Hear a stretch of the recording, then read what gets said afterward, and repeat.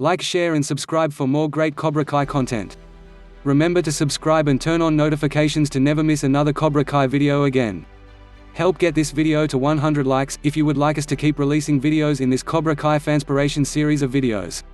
Today's Cobra Kai fanspiration was written by Spiderduck 1985. Remember to support the writers on social media. And now let's begin. In part 1, we left off with Robbie explaining to his mother why he wanted to move in with Johnny. And now we pick up from there. How do I know that you keeping me away from isn't a scam for you to make money off of alimony? Because I was there for you all these years when he wasn't. Well, he's here for me now. It's too late, Robbie, there are no do-overs. Maybe there is no such thing as do-overs, but there are such things as second chances. Yeah, I'm sure that he will be able to take care of you with all his amazing dad skills. Coming from a mother who spends most of her nights banging random guys. I'm surprised you haven't moved to Nevada. Robbie, how dare you slut-shame me? I am your mother. Mum, please spare me your third-wave feminist bullshit. Alright, fine. If this is how you feel, you can move in with your deadbeat. But when he neglects you again, don't come crying back to me. I want you out of this house by tomorrow afternoon. Okay, fine. Oh, by the way, once I move in with Dad, I'm changing my last name to Lawrence. Robbie goes to his room and calls his father on his cell phone. Johnny answers the call. Hello? Hey Dad, it's Robbie. I told Mum that I am moving in with you and she is pissed. She wants me out of here by tomorrow afternoon. Okay Robbie, in that case, you better start packing. Call me when you are ready for me to pick you up tomorrow, okay? Will do. Anyways, gotta go. Good night Dad. Good night Robbie. They both hang up. Johnny decides to clean up his apartment so it can be clean when Robbie moves in with him the following day. One day later. Johnny and Robbie have just arrived to Johnny's apartment. They go inside. Welcome to your new home, Robbie. Johnny leads Robbie to his room. Now, you understand that you are now living in my apartment under my rules, right? Yes Dad. Good, so that means you will not hang out with those two dirtbags anymore. But Trey and Cruz are my friends. Not anymore. Okay, fair enough. What am I going to tell them though? You don't have to tell them anything. But they will come after me. Oh come on, Robbie, you aren't afraid of them, are you? You're a Cobra Kai. I've barely had any training. Don't worry Robbie, if they come after you, I will protect you. I promise. Really, Dad? Yes. This is the moment that Robbie realizes that his dad truly has changed. Thanks Dad. Robbie and Johnny hug. Both get a little bit teary-eyed. Hey Dad, do you want to go grab some lunch? Of course, I'm starving. What do you want? How about Carl's Jr.? That sounds good. Robbie and Johnny leave home and Robbie rides with Johnny to Carl's Jr. and eat there for lunch. Chapter 8, Training Robbie. It's Monday, at 8 a.m. Johnny and Robbie arrive into the dojo. The two of them spent the weekend filing a court request to change Robbie's last name from Keene to Lawrence. They have a court date the following Saturday about the matter. Robbie goes into the bathroom to change into his GI. Johnny does this after him. After changing, they get into their training positions. Are you ready to begin today's lesson? Asked Johnny. Yes. Answered Robbie. Johnny grabs Robbie and throws him down to the ground, just like he did with Miguel in episode 2. OWW. Said Robbie. Lesson 1, strike first. Never wait for the enemy to attack. Says Johnny. Couldn't you have given me a warning? Asked Robbie. Quiet. Yelled Johnny. We do not train to be merciful here. Mercy is for the weak. In here, in the street, in competition. A man confronts you, he is the enemy, an enemy deserves no mercy. Okay Dad.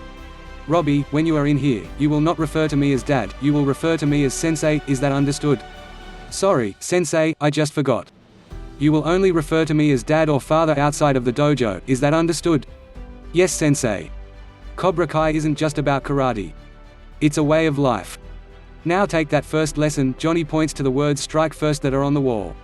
Striking first is the initial step towards victory. Let's say you're at a party and you see a hot babe.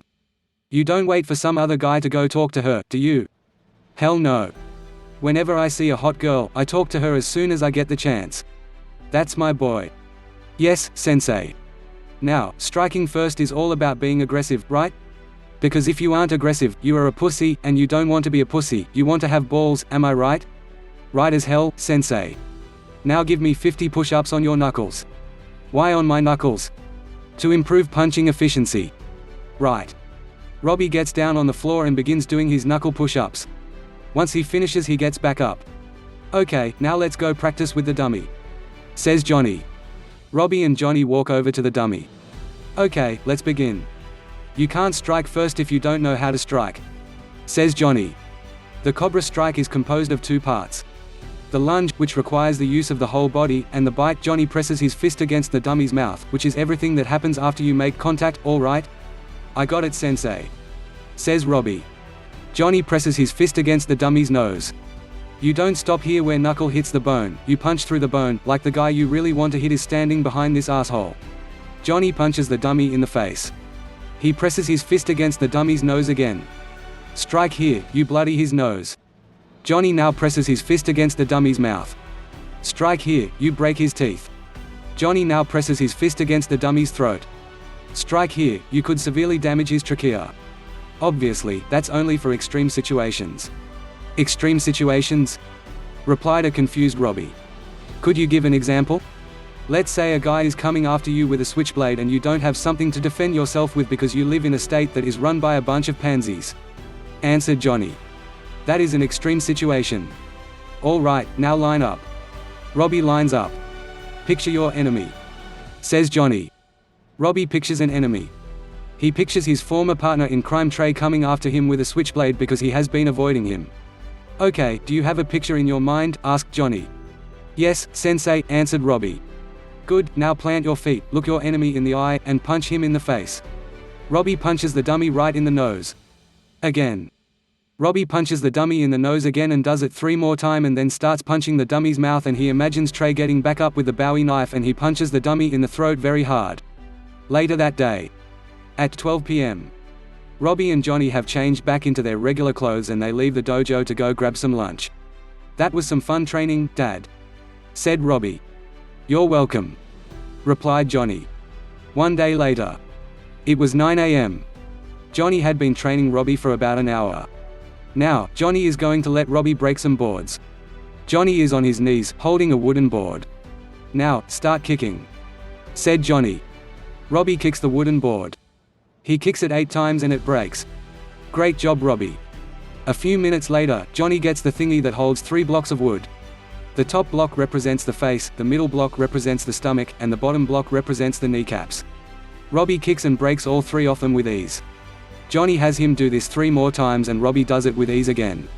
All right, Robbie, you are a natural cobra. Later that day, around 4:20-ish. The dojo is full at this time. Miguel, Robbie, and Aisha are in their gis, while the rest of the class have not earned one yet. Fighting positions. Jab punch, ordered Johnny. Nope, wait till I say go. Hiya. The students start practicing. Johnny says hiya repeatedly while he walks across the dojo. He walks up to Virgin and helps position him. Hiya.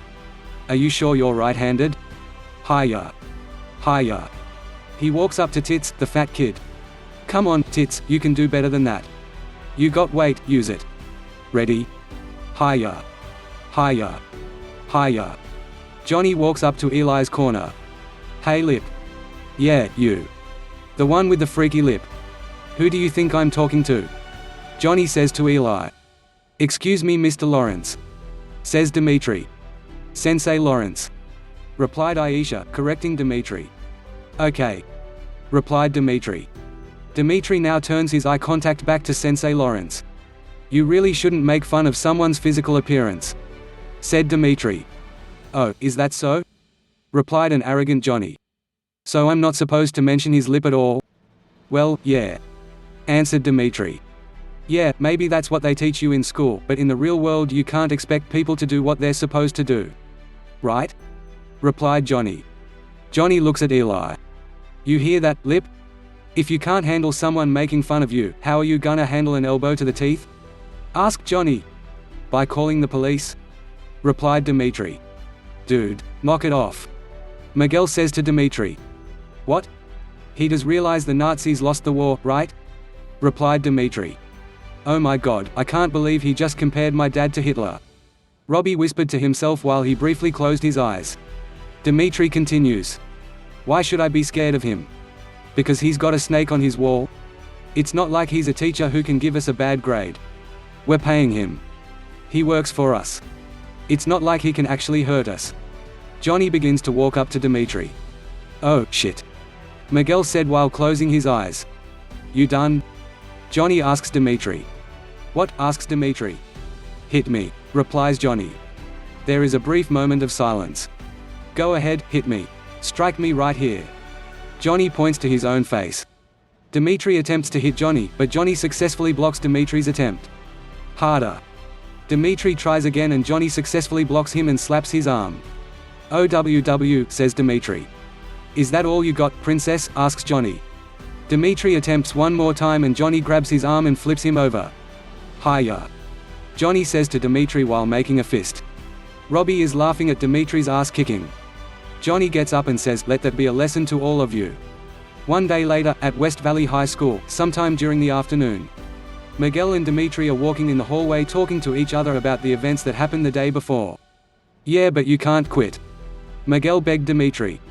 I got yelled at, got my ass kicked, and then gave him my money. You know who lives like that? Hookers. Replied Dimitri. Yeah, but he's not that bad of a guy. You gotta give him a chance. You don't know him like I do. Replied Miguel. Dimitri scoffs at what Miguel has said. Ah, that's hooker talk. Besides, I don't need to learn karate when I have you. Dimitri moves his head up and he and Miguel look at Kyla, whose ass Miguel kicked the week before in the cafeteria. Kyla walks away at the sight of Miguel. See? No one's gonna mess with you. Meanwhile, at La Russo Auto. Daniel La Russo is at his car dealership. While inside, he walks up to his employee Anush. Hey Anush, how are you doing? I'm doing great, Daniel. That's great to hear. Anyways, I have been looking for someone to do a little karate with. Are you interested? Are you asking me as a friend or as my boss? As a friend. I'm busy. Okay, as your boss. I'm sick. Come on, it's a good workout. I would love to do it, honestly, but tonight I'm working out with Priya. Or no, Seema. Man, this South Asian dating app is destroying my weeknights. I feel like the hottest Kashmiri pepper in the pork vindaloo. Daniel is about to say something, but Anush interrupts him. The joke kills on the app. Yeah, okay, whatever. Sorry. Meanwhile, back at West Valley High. Samantha La Russo walks into science class. She walks to her seat.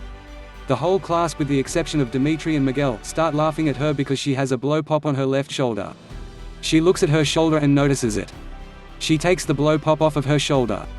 Thanks for the blow pop, guys. Really never gets old. Sam says to the class.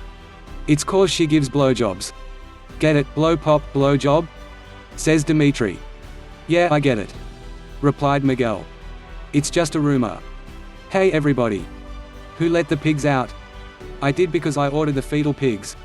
But seriously, get in your groups. Said Mr. Palmer. The students get in their groups, while Sam walks up to Mr. Palmer. Mr. Palmer, my partner's absent. Sam tells Mr. Palmer. Oh, who wants to take Samantha in? This little piggy needs a group. Mr. Palmer tells the class. Don't all volunteer at once. After a few seconds of silence, Miguel raises his hand. We'll take her. Says Miguel. Sam walks over to Miguel and Dimitri's table and joins them. Thank you. I'm gonna go grab a chair. Sam tells Miguel. Yeah. No problem. Replies Miguel. Dimitri is sniffing his shoulder. Sam had accidentally bumped into it while walking to their table. Meanwhile, at the Cobra Kai dojo. Johnny has just gotten the pitching machine out. He is about to use it for training purposes to teach Robbie how to block. Okay Robbie, get ready. Says Johnny. Robbie gets in his position. Are you ready, Robbie? Asks Johnny. Yes, sensei. Answers Robbie. 1, 2, 3. Johnny says right before he turns the machine on. Robbie blocks the first 4 baseballs. The 5th one hits Robbie in the sternum. Robbie continues and successfully blocks most of them. Meanwhile, back in Mr. Palmer's class at West Valley High School. Dimitri, Miguel, and Sam are analyzing the fetal pig that they have been assigned to dissect. What were you thinking for sex? Sam asked Miguel.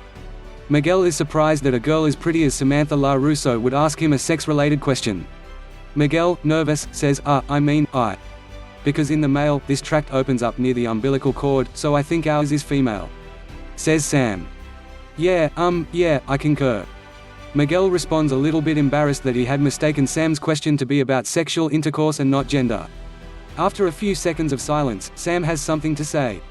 "Thanks for, helping me out, by the way." Sam tells Miguel. "Oh, yeah, I mean, I'm sure you would have found another group," replies Miguel. "I meant with the fight." "Oh, yeah. Someone had to take care of those assholes. But nobody else did." Sam and Miguel are looking at each other in a flirtatious way. "It was a pretty nice roundhouse." Sam tells Miguel. "Thanks, I'm taking these super awesome karate lessons," Miguel is telling Sam, but she interrupts him. "But you telegraphed the sweep. When you lift your foot up like that, it shifts all the weight to your back leg. More wind up, less power. Wow, you know your stuff. I guess I should be taking lessons from you. That was a freebie. Next one I'm gonna expect money up front." Of course. Sam opens up her bag and she pulls out a banana. "Do you guys want a banana? People keep sneaking them in my bag. It's because of that stupid rumor that I'm sure you guys have heard about me." Miguel says, "Oh no," while Dimitri says, "Yes." Then Dimitri changes his tune. Stupid rumors. Hurtful lies. People are monsters," says Dimitri. "Yeah, you shouldn't worry about it, those guys are assholes to us too.